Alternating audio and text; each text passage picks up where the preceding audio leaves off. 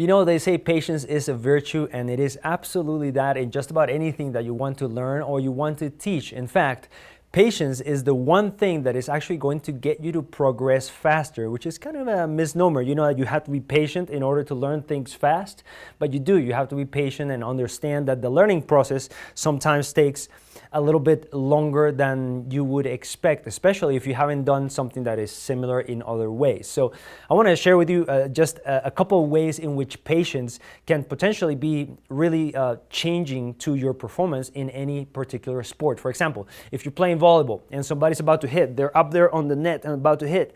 If you're already here, ready to receive the ball, you don't have enough patience, and you're going to get that ball hit in your face, or that ball is going to go over there and you're not going to be able to run because you're already tied up here, right? You have to wait until the person actually hits to see where the ball is going, to then start running or actually move for that ball.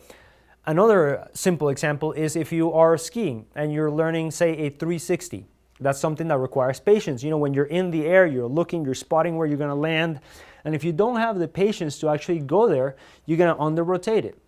If you see that you're going to under-rotate and you have patience, you think about it, you can bend your legs a little bit more and give yourself a little extra time to come around, you know? So these are some things that only come with you sort of analyzing your sport, your discipline, your activity, and figuring out what are those things that actually require you to stop and think, and what are those things that require you to actually jump into action really quickly. You know, it's very common for somebody that's just learning to play volleyball to see that the person is about to hit and to just be ready to pick the ball up. But like I mentioned, that is not the right way to go about it, because then you are locked into that place. Okay, so in volleyball, that's a really key element. In skiing, if you're doing like I was saying, a 360 or any other trick that you're learning, you have to have patience to actually like lock your feet where you want them, you know, put your weight where you want it. You have to have the patience with yourself and your learning process, and you have to have the patience with those key parts of the element of the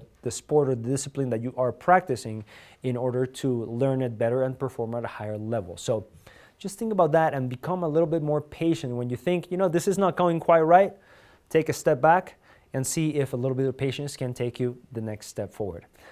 Hey, if you found value in this video, please hit the like button so more people can find it, and consider subscribing to the channel and clicking the bell for more life-enhancing content. Oh, and by the way, there's no rush. Hang around, watch some other videos, and I'll see you on the next one. Thanks for watching.